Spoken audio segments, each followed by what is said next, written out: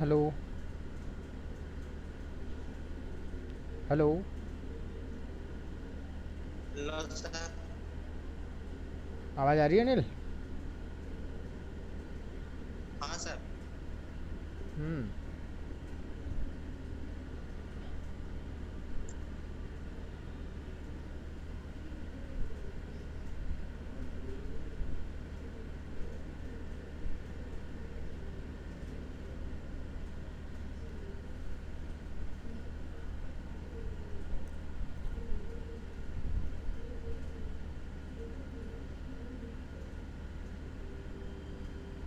हाँ अनिल।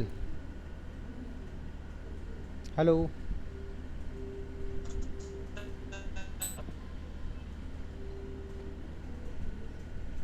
पिछली क्लास में आए थे मेरी?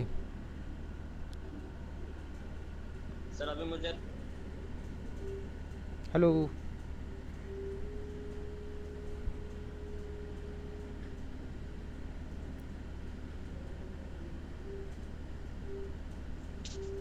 बोलो क्या बोल रहे हो? अरे सर 2 दिन हो गए मुझे। अच्छा। नहीं, पिछली क्लास मेरी हुई थी, मंगलवार के दिन हुई थी। मंगलवार के दिन आए सर थे? वो पढ़ाया था ना आपने वो लेमिनार और हाँ हाँ हाँ। ठीक है, वो लेमिनार। पढ़ा था सर मैंने। वो हाँ। लेमिनार फ्लो और टर्बुलेंट फ्लो।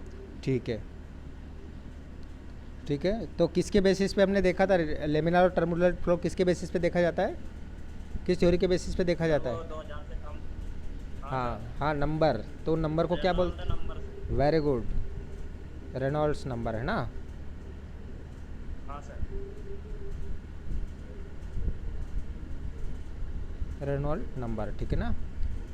रेनॉल्ड नंबर के हाँ बेसिस पे सर। देखा था हमने। रेनॉल्ड नंबर कितना है? 2000 से अगर कम है तो कौन सा होगा?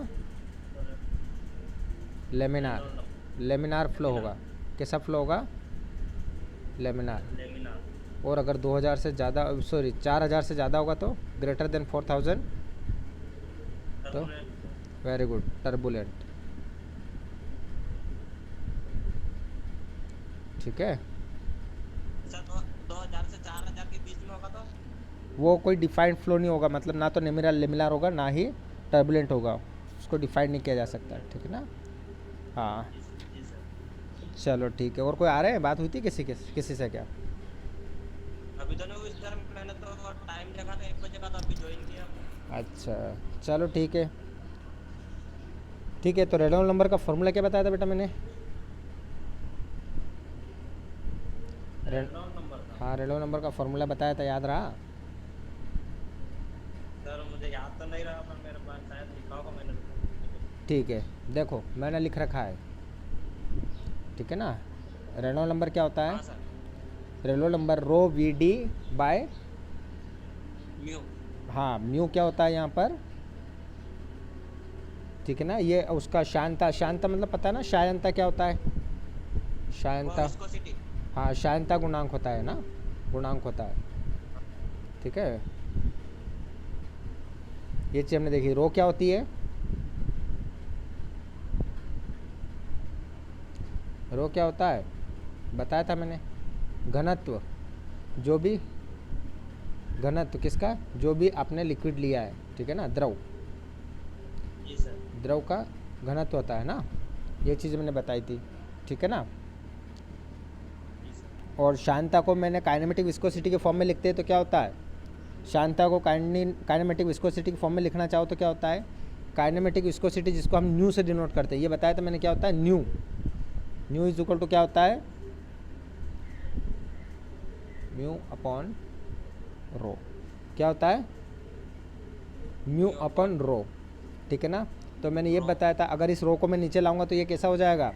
ये हो जाएगा V D divided by mu divided by rho. ठीक है ना? इसको अगर नीचे लाया रो। जाएगा तो ये डिवाइड में आएगा।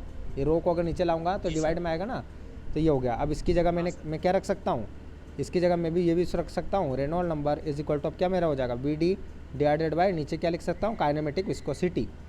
है ना?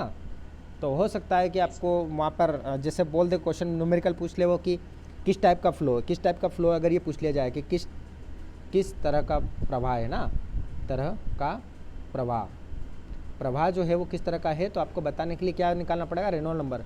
रेनॉल्ड नंबर कैलकुलेट करने के लिए अगर वो आपको ये चारों चीज़ दे दे तो आप इससे निकाल सकते हैं, है ना। अगर वो डेंसिटी दे दे, वेलोसिटी दे दे और डायमीटर दे दे जिस भी पाइप में बह रहा हो, और विस्कोसिटी का जो गुणांक है वो दे दे आपको, है ना, तो फिर आपको फॉर्मूले से इसमें निकाल लोगे आप, वैल्यू आ जाएगी 4000 से कम आई है तो ज़्यादा आई है तो आपका टर्बुलेंट, और अगर इससे कम आई 2000 से तो वो लेमिनार होगा आप, ठीक है ना।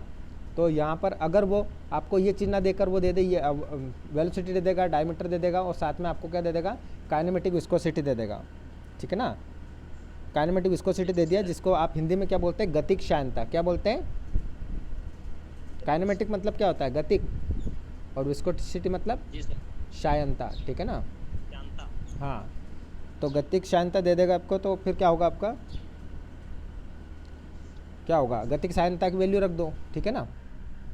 अब इसमें आपसे जो न्यूमेरिकल पूछेगा वो देखो, ये चीज़ जो है ना, इसमें आपको हो सकता है वो रेनॉल्ड नंबर दे दे और आपसे वेलोसिटी पूछ ले कि जो प्रवाह है उसकी वेलोसिटी क्या है, ये पूछ ले वो, है ना, ठीक है ना। या फिर आपको वो श्यानता गुणांक पूछ ले कि ये क्या होगा, इनमें से ये सब दे देगा। और ये मतलब ये जो कितनी 4 और 5 वैल्यू है, 5 में से कोई एक पूछ लेगा और बाकी दे देगा आपको, ठीक है ना, बाकी दे देगा, कोई एक पूछ सकता है। समझ रहे मेरी बात को, हेलो हेलो, हाँ सर, समझ रहे हो मैं क्या बोलना चाह रहा हूँ, कि इन जब जितने भी वैल्यू है, इन वैल्यू में तो कोई एक वैल्यू आपसे वो पूछ लेगा, ठीक है ना, बाकी दे देगा, ठीक है ना। जी सर। चलो ठीक है, अब मैं बात करता हूँ, नेक्स्ट टॉपिक मेरा वो होगा प्रवाह दर। प्रवाह दर जिसको क्या बोलते हैं इंग्लिश में, रेट ऑफ फ्लो। दिख रहा है ना जो लिख रहा हूँ ऐसे कैसा, ठीक है। हेलो हेलो, हाँ सर। हाँ, अब रेट ऑफ फ्लो को कैसे डिफाइन करोगे बताओ मुझे, कर सकते हैं आप रेट ऑफ फ्लो, प्रवाह दर को अगर आप बोलो, अपने शब्दों में बोलने की कोशिश करो, कैसे बताओगे कि जो प्रवाह हो रहा है, जो फ्लो हो रहा है वो किस दर से हो रहा है।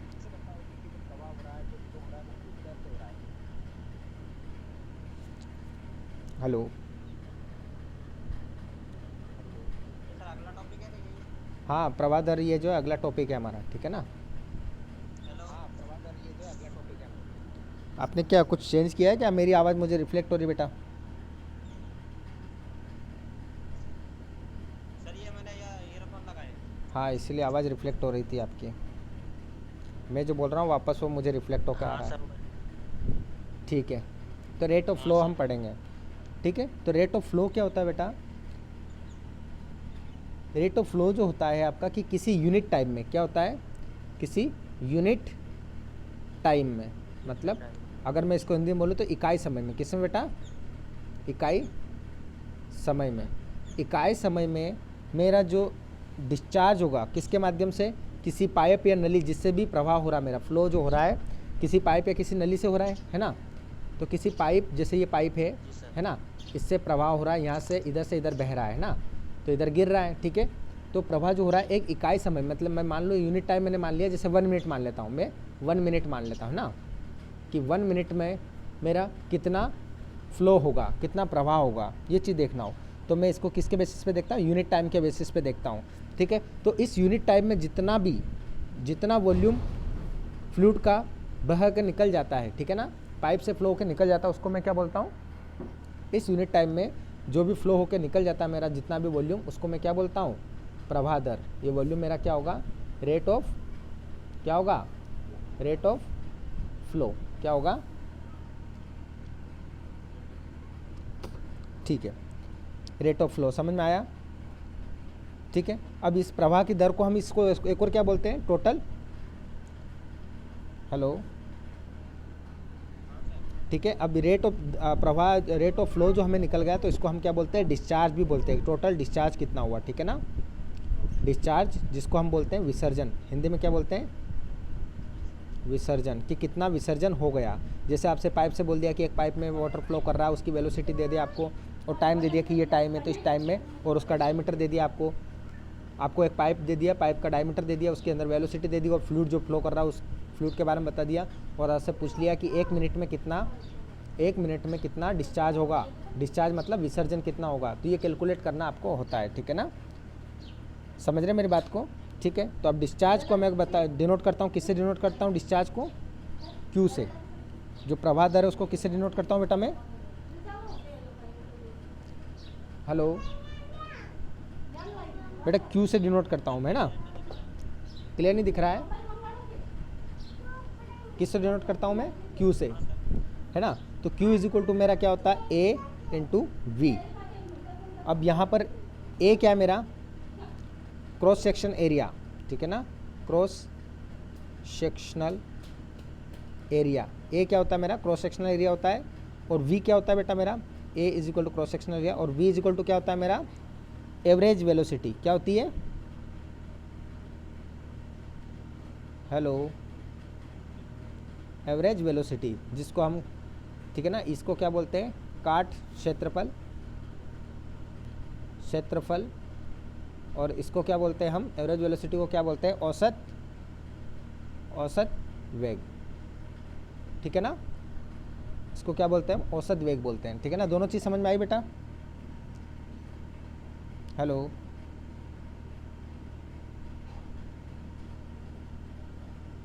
हेलो, हेलो,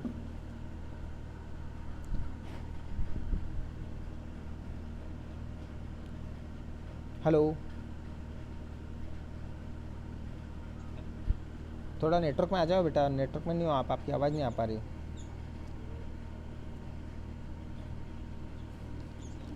ठीक है। अब मैं अगर एवरेज वेलोसिटी को डिफाइन करूँ तो, हाँ आ रही है अब तो, एवरेज वेलोसिटी को बता दोगे आप, औसत वेग कैसे कैलकुलेट करेंगे बताओ, ठीक है। देखो हम एवरेज वेलोसिटी क्यों लेते हैं, वैसे तो हम वेलोसिटी ले सकते हैं, लेकिन वेलोसिटी नहीं लेकर हम एवरेज वेलोसिटी क्यों ले रहे हैं ये बताओ, एवरेज वेलोसिटी इसलिए ले रहे हैं हम, देखो मैं आपको बता देता हूँ इसका कारण, कि जैसे फॉर एग्जांपल एक पाइप है ना, ये पाइप दिख रहा है, इस पाइप से कोई भी फ्लूइड प्रवाह कर रहा है, क्या फ्लो कर रहा है ना, तो वो फ्लो कर रहा है इस तरह से, कोई भी फ्लूइड इसमें फ्लो करके जा रहा है ना, ये आपका पाइप है ना, ये क्या है आपका पाइप, ठीक है ना, इससे कोई फ्लूइड फ्लो करके जा रहा है, तो उसका वेलोसिटी जो होगा अलग अलग लाइन में, ये क्या है, इसकी लेयर्स है, क्या है ना, लेयर है, फ्लूइड है उसकी लेयर है ना, ये 1 2 3 लेयर बनाई मैंने, और भी इससे ज़्यादा भी होती लेयर है ना, तो आप देखोगे उसकी लेयर्स जो है उसमें फ्लो इस टाइप से होगा, ध्यान से देखना, किस टाइप से, इस टाइप से होगा, कि मतलब देखा जाए कि जो आपका पाइप का जो किनारा है ना, दीवार, उधर वेलोसिटी कम होगी, बीच में जो सेंटर है पाइप का उसमें सबसे ज़्यादा वेलोसिटी होगी फ्लूइड की, है ना। उसके बाद मतलब ये साइड में जैसे ये ए और बी, ये दोनों साइड जो है ना, ए बी साइड, इधर क्या होगा आपका वेलोसिटी बिल्कुल कम होगा। अब यहाँ पे ए और बी पॉइंट पे वेलोसिटी बिल्कुल कम क्यों होगा बताओ, ये यहाँ और यहाँ क्या होता है, ये दोनों पाइप की दोनों दीवारों तरफ वेलोसिटी क्या होगी, कम क्यों होगी बताओ मुझे, न्यूनतम वेग क्यों हो रहा है, और ये पॉइंट जो आपका ये वाला, यहाँ पर क्या होगा, अधिकतम वेग, क्या होगा, अधिकतम वेग, ठीक है। तो बताओ मुझे ए और बी बिंदु पे सबसे कम वेग क्यों होगा बताओ मुझे, सेंटर के कंपेयर में, देखो क्या होता है, जैसे फॉर एग्जांपल ये सरफेस को मान लेता हूँ, ये पाइप का दीवार है ना, तो इसके सरफेस से टच होकर जो भी वाटर की, जो भी फ्लूइड की लेयर बहेगी, तो उसमें क्या होगा, सरफेस के कारण कोई ना कोई फ्रिक्शन फोर्स लगेगा, जिसको हम बोलते हैं घर्षण बल लगेगा, ठीक है ना। तो घर्षण बल के कारण क्या होगा, ये दीवार के पास जो भी परत होगी, वाटर की जो भी लेयर होगी, उसमें क्या होगा, घर्षण बल ज़्यादा लगेगा, और घर्षण बल ज़्यादा रहेगा, जिसके कारण वो क्या होगी, उसकी वेलोसिटी जो होगी वो कम हो जाएगी, है ना। और धीरे धीरे घर्षण बल जैसे दीवार से जैसे लेयर की दूरी बढ़ती जाएगी, उसकी वेलोसिटी क्या होती जाएगी, बढ़ती जाएगी, क्यों, क्योंकि यहाँ पर बीच वाली परत में देखो, इसमें क्या होता है, दीवार पास में नहीं है तो इसमें घर्षण बल कम लगेगा, जो बीच वाली परत है ना, फ्लूइड की पाइप से जो बह रहा है उसमें, तो उस फ्लूइड की बीच वाली जो परत है उसमें क्या होता है, घर्षण बल सबसे कम होता है, इसलिए सबसे ज़्यादा वेलोसिटी इसकी होती है, ठीक है ना।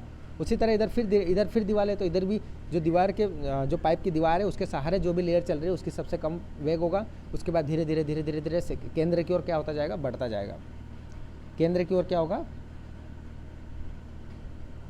हेलो, केंद्र की ओर वो बढ़ता जाएगा, ठीक है ना।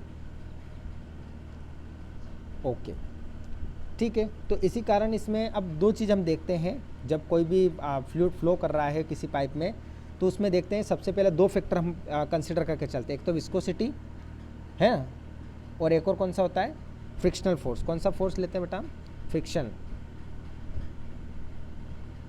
ठीक है ना।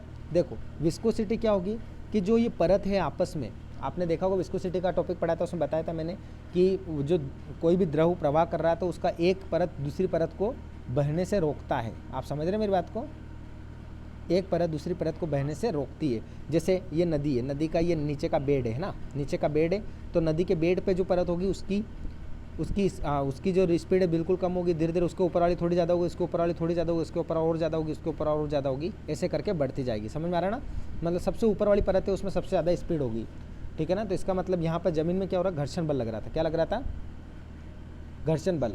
अब घर्षण बल लग रहा है तो पहली परत तो घर्षण बल के कारण रुक रही, लेकिन ये दूसरी परत तीसरी को रोकने की कोशिश कर रही है। क्यों रोकने की कोशिश कर रही है, ये इन दोनों के बीच में क्या लग रहा है, विस्कस फोर्स लग रहा है। कौन सा लग रहा है, शांता बल लग रहा है। कौन सा लग रहा है, शांता बल। किसके बीच में, विस्कस फोर्स, पहली लेयर और दूसरी के लेयर। अब दूसरी वाली इसको रोकने की कोशिश कर रही है, मतलब इसके कारण इसमें क्या लग रहा है, तीसरी वाली में विस्कस फोर्स लग रहा है, ठीक है ना। अब तीसरी वाली चौथी को रोकने की कोशिश कर रही है, मतलब तीसरी द्वारा चौथी पर क्या दिया जा रहा है, विस्कस फोर्स लग रहा है, जिसके कारण उसकी स्पीड कम होती जा रही है, ठीक है ना। समझ रहे हैं। तो देखो सबसे पहली वाली जो परत है उसके कंपेयर में आखिरी वाली परत देखो, उसमें स्पीड में अंतर आ गया। क्यों, क्योंकि जो विस्कस फोर्स धीरे धीरे क्या होता जाता है, डिक्रीज होता जाता है, ठीक है ना।